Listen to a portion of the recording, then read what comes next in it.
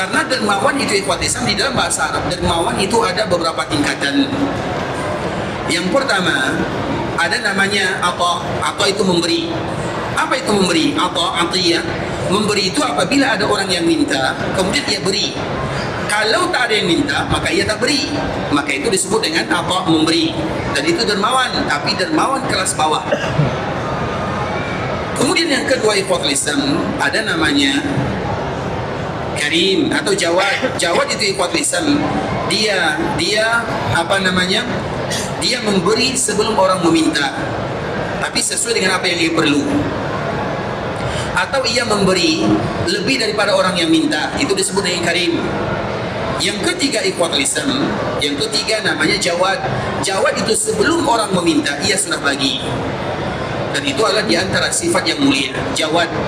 Jawad itu ikhwatul Islam ketika ia melihat kaum muslimin yang memerlukan, yang fakir, yang miskin, sebelum kalimat dan kata-kata keluar dari lisan orang fakir dan orang miskin ini, atau yang mereka yang memerlukan, maka ia sudah memberikan, sehingga nanti dia memuliakan saudaranya.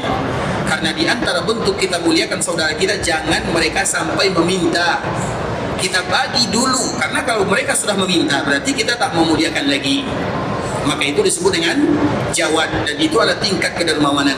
Dan dermawan yang paling puncaknya ikhwatul Islam, dermawan yang paling puncak adalah isar. Disebutkan oleh Allah Subhanahu wa taala di dalam Al-Qur'an, wa yusiruna ala anfusihim, dan mereka berbagi kepada kaum muslimin yang lainnya. Isar disebut dengan isar. Apa itu isar? Isar itu, perhatikan baik-baik, sifat yang tidak akan kita temukan kecuali kepada sahabat Nabi sallallahu alaihi wasallam. Mereka memberi dalam keadaan tidak berpunya. Orang yang memberi, biasanya orang yang memberi, pasti yang mereka beri jauh lebih sedikit dibandingkan dengan apa yang mereka punya. Bisa dipahami? Biasanya orang yang memberi, orang dermawan, mereka suka berbagi, suka bersedekah. Yang mereka simpan, yang ada pada dirinya lebih banyak daripada apa yang diberi, yang ia beri. Itu sifat tiga tadi yang kita sebutkan. Kalau isar, dia tak punya kecuali keperluan sahaja. Misalnya ia cukup makan satu kali satu hari, itu yang dia punya. Nah, isar itu ikhwat Islam, yang tadi satu kali satu hari ini, inilah yang dia berikan kepada sahabatnya. Itu disebut dengan isar. Siapa di antara kita yang sanggup melakukan seperti itu? Tidak ada, kecuali sahabat Nabi radhiyallahu ta'ala anhum. Maka disebutkan ikhwat Islam, wa yusiruna ala anfusihim walau kana bihim khasasah.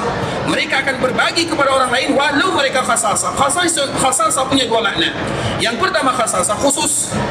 Makanya kita lihat di kala Nabi sallallahu alaihi wasallam membawa para sahabat muhajir, orang muhajir datang adalah fakir.